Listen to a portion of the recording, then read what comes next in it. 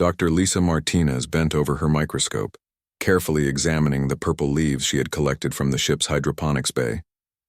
The plant samples from Kepler 442b were unlike anything she had seen before. Their cellular structure was completely different from Earth plants, and she was excited to understand how they worked.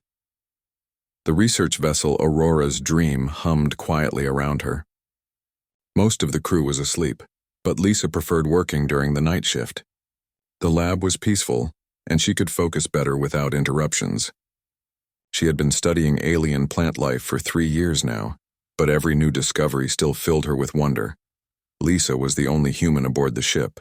The rest of the crew belonged to a species called the Kethri. They looked like large cats that walked on 2 legs with soft fur covering their bodies and large, intelligent eyes. Their ears were pointed and could move in different directions to catch sounds. They were much taller than humans, usually around 7 feet, and their hands had retractable claws. The Kethri were advanced in many ways. Their technology was far beyond anything humans had created. Their ships could travel between stars in weeks instead of years. Their medical equipment could heal injuries that would kill a human. They were also very intelligent and had been exploring space for thousands of years before humans even learned to make fire. But there was one thing about the Kethri that made them different from humans. They cared for their young more than anything else in the universe. A Kethri child, called a cub, was the most precious thing in their society. Every adult would risk their life to protect any cub, even if the cub was not their own. Lisa adjusted her microscope and made notes on her tablet. The plant cells had tiny structures that seemed to store energy in a way she had never seen before. She wondered if this discovery could help humans develop better ways to grow food in space. Suddenly, a loud alarm shattered the quiet of the lab. Red lights flashed on the walls, and the ship's computer began speaking in the Kethri language. Lisa did not understand all the words, but she knew enough to recognize the phrase "cub alert." Her heart started beating faster. A cub alert meant that a young Kethri was in serious danger. It was the most serious emergency call on any Kethri ship. When a cub alert sounded, every adult on the ship had to stop what they were doing and help. Lisa saved her work quickly and ran toward the door. As she stepped into the corridor, she could hear the sound of running feet. The ship's metal floors rang with the sound of claws as Kethri crew members raced through the hallways. Their voices called out to each other in their own language, full of worry and fear. She followed the sound of running feet and voices. The corridors of the Aurora's Dream were wide and tall, built for the large Kethri bodies. Lisa felt small as she ran beside the rushing aliens. Their fur was standing up on their necks and arms, which she knew meant they were very upset. The sounds led her toward the medical bay. As she got closer, she could see more Kethri crew members gathering in the corridor outside the medical rooms. Their large eyes were wide with concern, and their ears were flat against their heads. Lisa recognized several of the crew members. There was Veltar, the chief medical officer who had taught her about Kethri biology. His usually calm manner was gone and his hands were shaking. Captain Rocktar stood near the wall, his massive frame tense with worry. His dark fur was bristled and his claws were extended. "What happened?" Lisa asked Veltar in the Kethri language. Her pronunciation was not perfect, but she had been learning for 3 years. Veltar turned to her, his large eyes filled with panic. "It is little Pip," he said, switching to English for her. He was exploring the maintenance tunnels again. There was an accident. Lisa's stomach dropped. Pip was Captain Rocktar's son, a small cub who was always getting into trouble. He was curious about everything on the ship and loved to explore places where he was not supposed to go. Pip was only 5 years old in human terms. Though he was already as tall as Lisa, the young cub had always been friendly to Lisa. Unlike many Kethri, who were polite but distant with humans, Pip seemed genuinely excited to talk with her. He would visit her lab and ask endless questions about Earth and human culture. Lisa had shown him pictures of Earth cats, and Pip had laughed at how small they were compared to his people. "How bad is it?" Lisa asked. Veltar's ears drooped. "Bad, very bad. He is hurt and he is scared. We cannot get close to him." Lisa did not understand what he meant. Why could they not get close to Pip? She tried to look through the crowd of Kethri adults, but they were too tall and too many. She could see the entrance to the medical bay, but there were so many worried crew members that she could not see inside. The sounds coming from the medical bay made her heart ache. She could hear Pip crying and calling for his father. The sound was high and frightened like a scared kitten, but there was something else in his voice that she had never heard before. It was pure terror.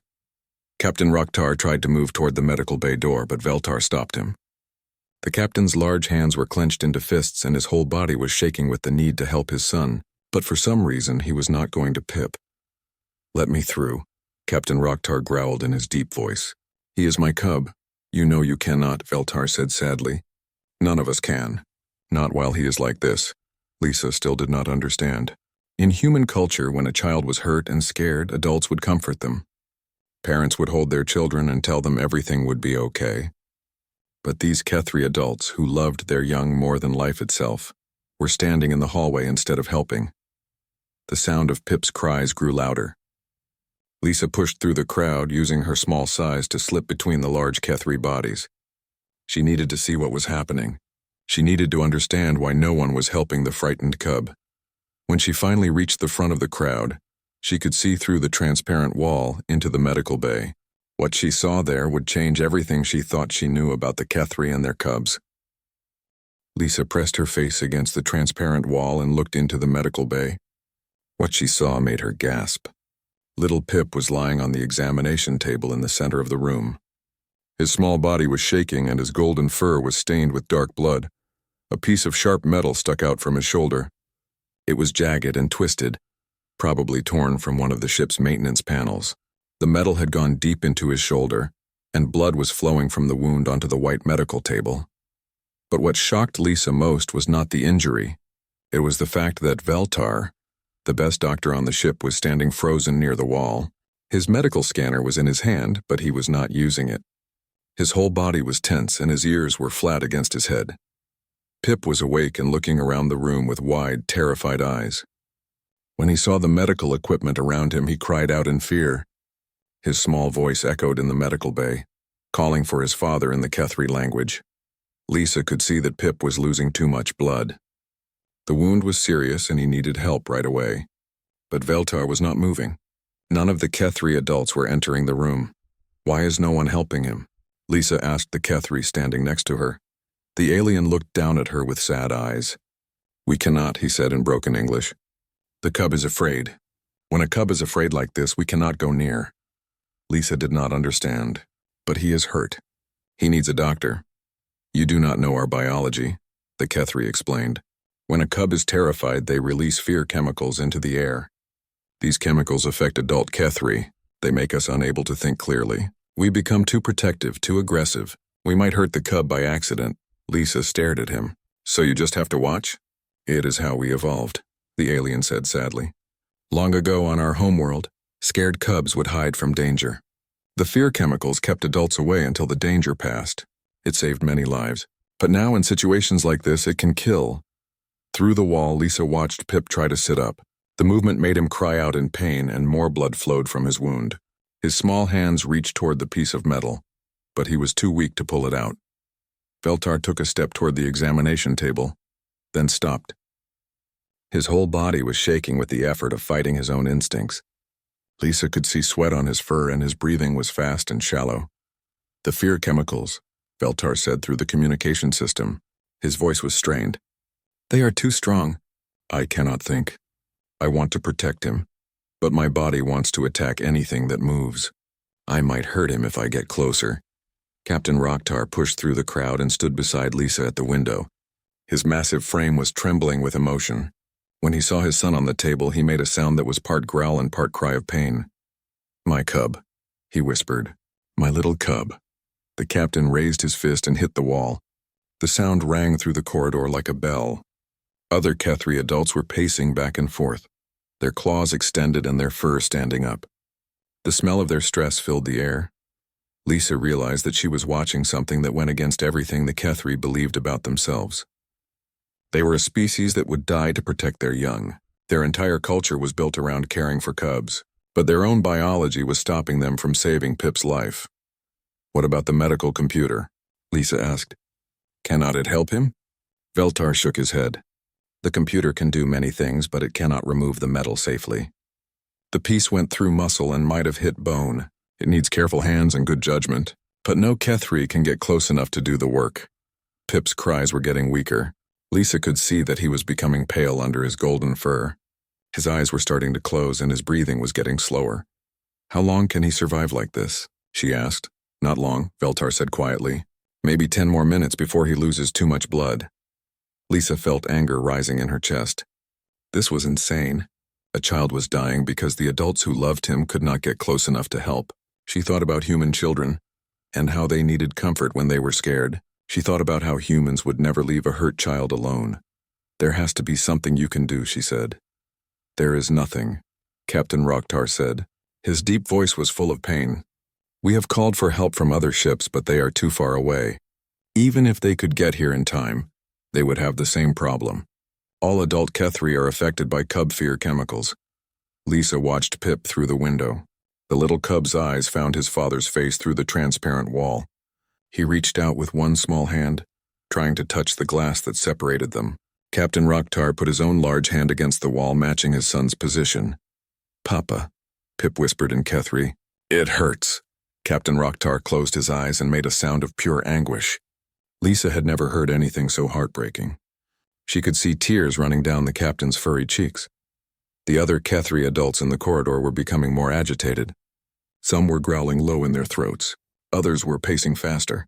The stress chemicals from Pip were affecting all of them, even through the walls of the medical bay. We should move back, one of the crew members said. We are too close. The chemicals are making us unstable. But no one moved. Every Kethri adult stayed exactly where they were, watching helplessly as the cub they all wanted to save grew weaker and weaker. Lisa looked around at the tall aliens surrounding her. They were advanced beyond anything humans had achieved. They could travel between stars and cure diseases that would kill humans in seconds.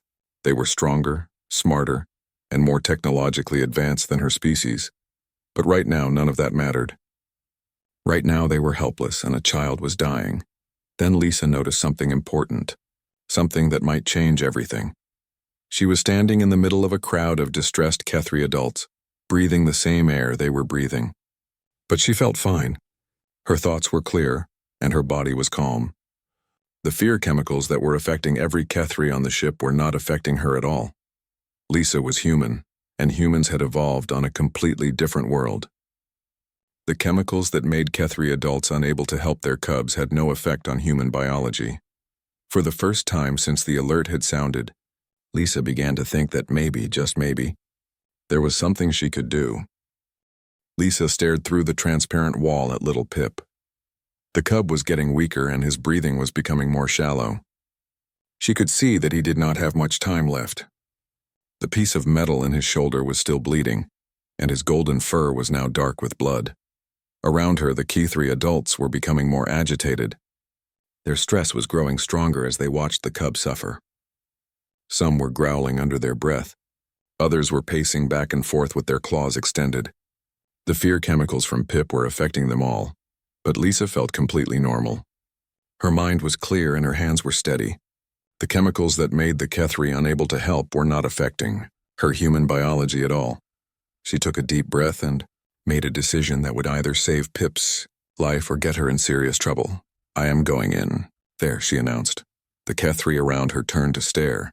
Captain Rocktar looked down at her with his large golden eyes. No, he said firmly. You cannot. It is too dangerous. Dangerous how? Lisa asked. The chemicals do not affect me. I am human. Veltar shook his head. You do not understand Kethri anatomy. You could make his injuries worse. You could kill him. He is already dying, Lisa pointed out. You said he has maybe 10 minutes left. What do you have to lose? Captain Rocktar growled low in his throat. I will not let you experiment on my son. Lisa felt her temper rise. I am not talking about experimenting. I am talking about basic first aid. I know how to stop bleeding. I know how to remove foreign objects from wounds. Maybe I cannot do it as well as Veltar, but I can do something. She looked around at all the Kethri faces. Right now, you are all standing here watching him die because your biology will not let you help. I do not have that problem. Veltar stepped closer to the window. Even through the wall, Lisa could see that he was fighting his own instincts. His fur was damp with sweat and his hands were shaking. The risk is too great, he said. If you make a mistake, if you damage a blood vessel or a nerve, he could die instantly. And if I do nothing, he will die anyway, Lisa replied. At least this way he has a chance. She turned to Captain Rocktar. He is your son. It is your choice. But decide quickly because we are running out of time. The captain stared at her for a long moment. Lisa could see the war happening inside him. He was a father who wanted to save his child.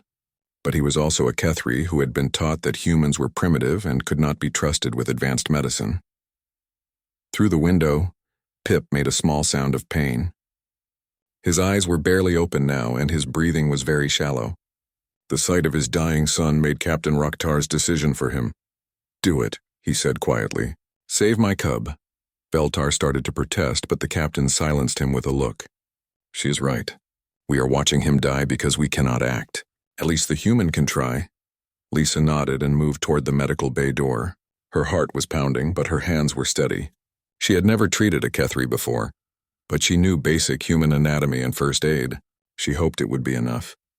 As she reached for the door control, Veltar called out to her. Wait, there are things you need to know about our biology. He quickly explained the differences between Kethri and human anatomy. Their blood was blue instead of red, but it worked the same way. Their bones were denser than human bones, but their muscles were similar. Most importantly, their pain responses were much stronger than humans, so Pip would be suffering more than a human child would. Be gentle with him, Veltar said, and talk to him. Cubs respond to calm voices. Lisa nodded and entered the medical bay. As soon as the door closed behind her, she could smell the fear chemicals that Pip was releasing.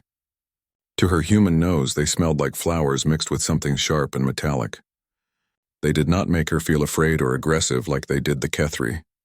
Pip heard the door and turned his head to look at her. His large eyes were filled with pain and terror. When he saw that it was Lisa and not one of the frightening medical machines, his expression changed slightly.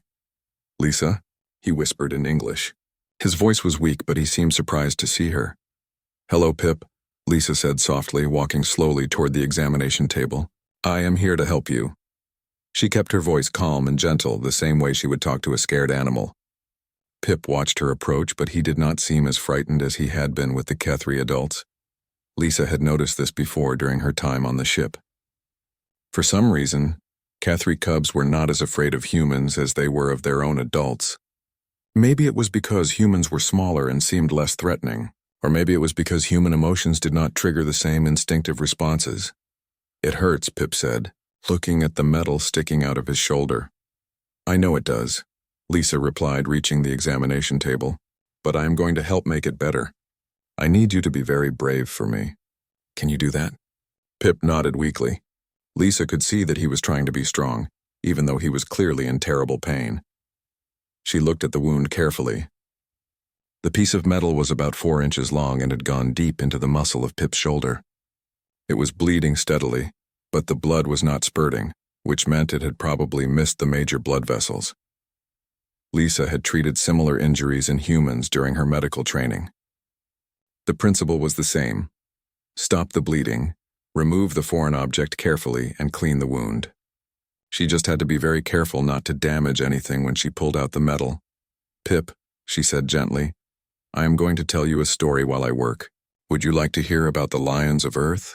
Pip's ears perked up slightly. He had always loved Lisa's stories about Earth animals.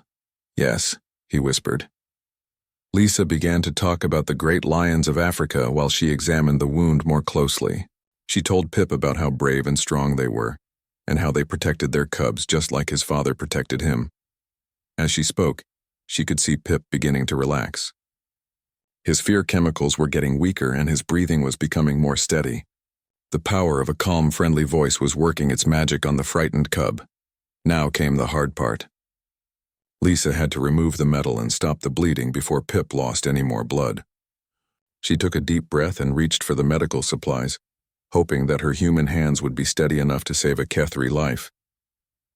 Lisa looked at the medical equipment around the room. Most of it was designed for Kethri hands, which were larger than human hands and had claws. The controls were marked in Kethri writing, which she could read a little but not perfectly. She decided to use the medical supplies she was familiar with.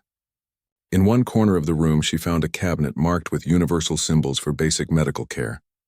Inside were bandages, antiseptic solutions, and other basic supplies that worked for most species. "Tell me more about the lions," Pip said weakly. His voice was getting softer, but he was still listening. Lisa continued her story while she gathered what she needed. "The lions live in big families called prides," she said, pulling on medical gloves. "When a young lion is hurt, the whole family helps take care of it. Just like your family is trying to help you now." She brought the supplies to the examination table and set them down where Pip could see them. She wanted him to know what she was doing so he would not be surprised.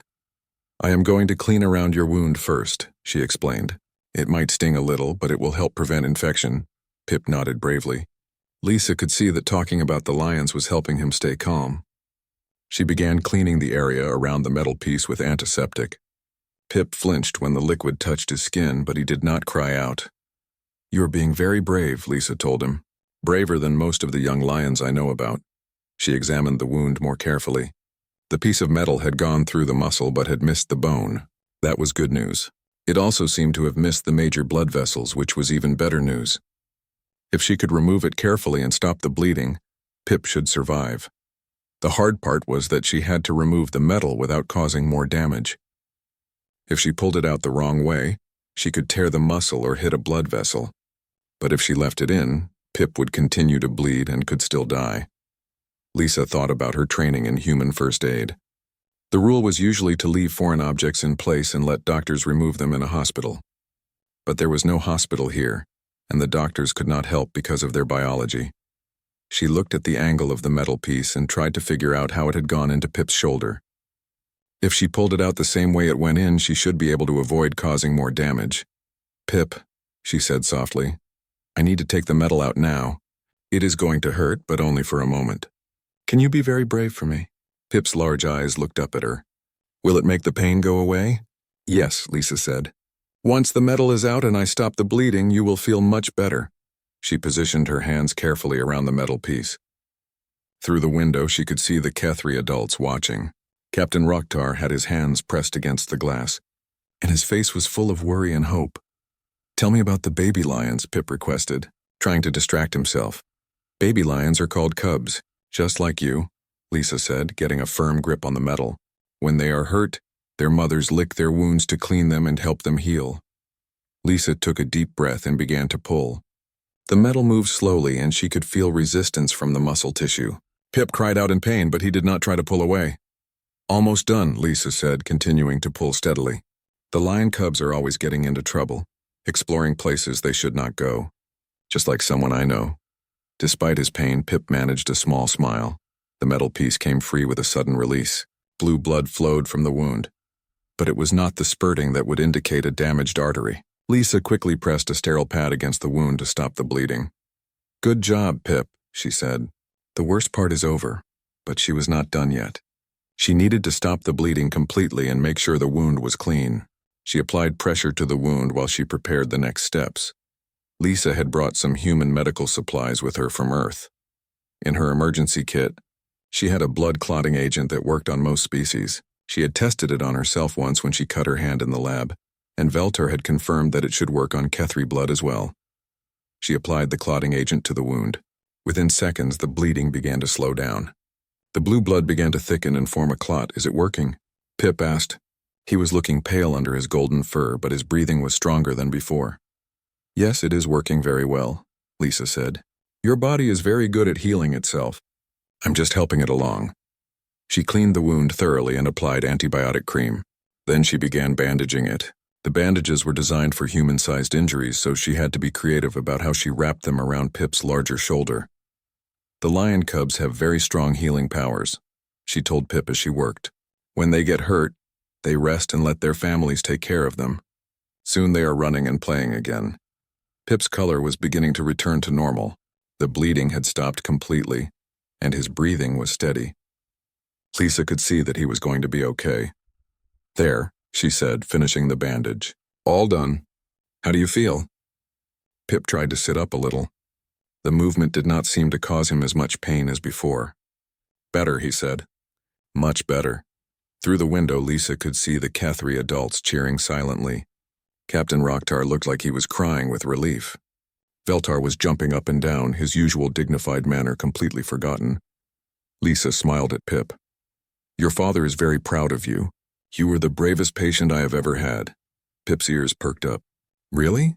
Really? Even grown-up humans would have cried more than you did." The medical bay door opened and Veltar entered. Lisa could see that the fear chemicals had faded enough for him to function normally again. He moved quickly to the examination table and began scanning Pip with his medical equipment. "Remarkable," he said after a moment. "The wound is clean, the bleeding has stopped, and there is no sign of infection." "You did excellent work, Dr. Martinez." Lisa felt a wave of relief wash over her. She had been running on adrenaline and determination. But now that it was over, she realized how scared she had been. If she had made a mistake, if she had hurt Pip worse, she would never have forgiven herself. "Will he be okay?" she asked. Veltar nodded. "With proper medical treatment, he should heal completely. You saved his life." The door opened again and Captain Rocktar entered. The large Kethri moved carefully to the examination table, his eyes focused on his son. "Papa," Pip said happily, reaching out with his good arm. Captain Rocktar gently hugged his son, being careful not to disturb the bandages. Lisa could see tears in the captain's eyes as he held his cub. "Thank you," the captain said to Lisa. His voice was full of emotion. "You saved my son when we could not." "I will never forget this," Lisa smiled. "I just did what anyone would do." But even as she said it, she knew it was not true. No Kethri could have done what she did. Their own biology had prevented them from helping. It had taken a human with human instincts and human biology to save the life of a Kethri cub. For the first time since joining the crew of the Aurora's Dream, Lisa felt like she truly belonged there. 3 hours later, Pip was sleeping peacefully in the medical bay. Veltar had used the advanced Kethri medical equipment to complete the healing process that Lisa had started. The sophisticated machines had repaired the muscle damage and accelerated the healing of the tissue. Lisa sat in a chair beside Pip's bed, watching the young cub sleep. His breathing was strong and steady, and his color had returned to normal. The bandages she had applied were still there, but Veltar had said they could be removed in a few hours when the healing was complete. Captain Rocktar stood on the other side of the bed, looking down at his son. The large Kethri had not left Pip's side since the crisis had ended. His relief was obvious in every line of his body. "The healing machines say he will be completely recovered by tomorrow," Veltar reported, checking his medical scanner. "There will be no permanent damage to the muscle or bone. His shoulder will be as strong as it ever was." Lisa nodded, feeling tired but satisfied. She had never imagined that her basic first aid training would be used to save an alien life. The experience had been terrifying and wonderful at the same time. The medical bay door opened and several other Kethri crew members entered quietly. They moved carefully, trying not to wake Pip. Lisa recognized the ship's engineer, the navigation officer, and several others she had worked with during her time on the Aurora's Dream. They all looked at Lisa with expressions she had never seen before. There was respect in their eyes and something deeper, something that looked almost like awe. "Dr. Martinez," the engineer said softly, "we wanted to thank you, all of us. What you did today was extraordinary." Lisa felt embarrassed by the attention. "I just did what needed to be done. Anyone would have helped if they could. But we could not," the navigation officer pointed out. "Our own biology prevented us from saving one of our cubs. You were able to do what all of us together could not do." Captain Rocktar looked up from his son. "Dr. Martinez, there is something you need to understand about Kethri culture. When someone saves the life of a cub, they become part of that cub's family. According to our laws and traditions, you are now Pip's pod sister." Lisa blinked in surprise. "Pod sister?" "It means you are family," Veltar explained. "Not just a friend or colleague. Family. Pip will consider you his sister for the rest of his life. And Captain Rocktar will consider you his daughter." Lisa looked at Captain Rocktar, not sure what to say. The large Kethri smiled at her, and she could see warmth and affection in his golden eyes. "I would be honored to call you daughter," he said. "You have shown more courage and caring than many adults twice your age." Pip stirred in his sleep and opened his eyes. When he saw Lisa sitting beside his bed, he smiled. "Lisa," he said sleepily. "You stayed." "Of course I stayed," Lisa replied. "I wanted to make sure you were okay." Pip tried to sit up, and Veltar helped him. The cub looked much stronger than he had a few hours ago. The healing machines had done their work well. Papa says you are my sister now, Pip said to Lisa. Is that true? Lisa looked at Captain Rocktar, then back at Pip. If you want me to be. I do, Pip said happily. I always wanted a sister. And you are very brave. You saved me when the grown-ups could not. The other Kethri in the room exchanged glances. Lisa could see that Pip's words had affected them. The idea that a human had been able to help when they could not was clearly something they were still trying to understand. Dr. Martinez, the engineer said slowly. May I ask you something? How did you know what to do? You're not a medical doctor. Lisa thought about the question. I have basic first aid training like most humans.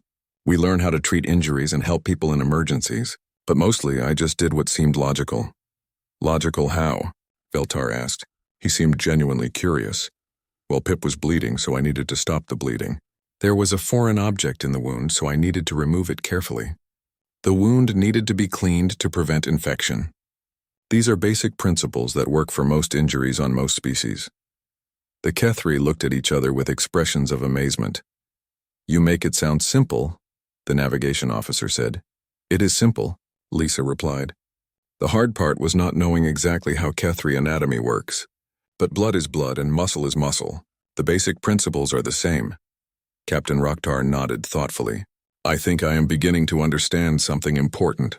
We Kethri have become so dependent on our advanced technology that we have forgotten the simple solutions. When our machines could not help, we had no other options.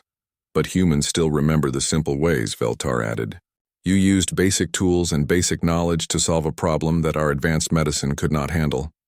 Lisa had never thought of it that way, but she supposed they were right.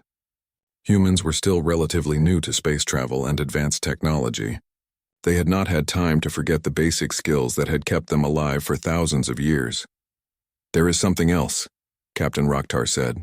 Your ability to remain calm when Pip was releasing fear chemicals. That is not just about biology.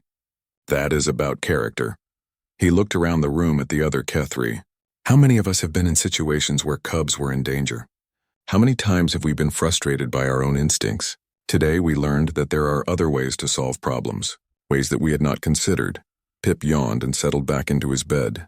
Lisa, he said sleepily, will you tell me more stories about Earth animals tomorrow? Of course, Lisa said, smiling. I will tell you about elephants. They are very good at taking care of their families. As Pip drifted back to sleep, the other Kethri began to leave the medical bay quietly. But Captain Rocktar stayed behind with Lisa. Dr. Martinez, he said quietly, I want you to know that this changes things, not just for Pip and my family, but for our entire crew. Today you showed us that humans have qualities that we lack, qualities that are valuable and important. Lisa felt touched by his words. For 3 years she had felt like the primitive human among advanced aliens. She had often wondered what she could contribute to a crew of beings who were smarter, stronger, and more technologically advanced than her species. We Kethri are proud of our technology and our intelligence, Captain Rocktar continued. But today we learned that sometimes the old ways are better than the new ways. Sometimes simple solutions work when complex ones fail, and sometimes it takes an outsider to see what we cannot see ourselves. He placed one large furry hand on Lisa's shoulder. You will always be welcome on this ship, daughter. Not just as our xenobiologist, but as family. Lisa looked down at Pip, sleeping peacefully in his bed. The young cub who had almost died was now safe and healthy. Tomorrow he would be running around the ship again, getting into trouble and asking endless questions about the universe. And Lisa would be there to answer those questions, not as an outsider looking in, but as family, as someone who belonged. For the first time since leaving Earth, Lisa felt like she had found her place in the galaxy. It was not because she was the smartest or the strongest or the most advanced. It was because she was human, with all the simple, practical, stubborn qualities that came with being human. And sometimes, that was exactly what the universe needed. The next morning, Pip visited Lisa in her botanical lab. He was completely healed, with only a small scar on his shoulder to show where the metal had pierced him. He bounced around the lab with his usual energy, asking questions about the plants and telling Lisa about his dreams. I dreamed about lions, he said happily. They were taking care of their cubs just like you took care of me. Lisa smiled and showed him a new plant sample she had been studying. As they worked together, examining the alien flora under the microscope, she realized that this was what belonging felt like. Not because she was perfect, but because she was exactly who she was supposed to be. Human,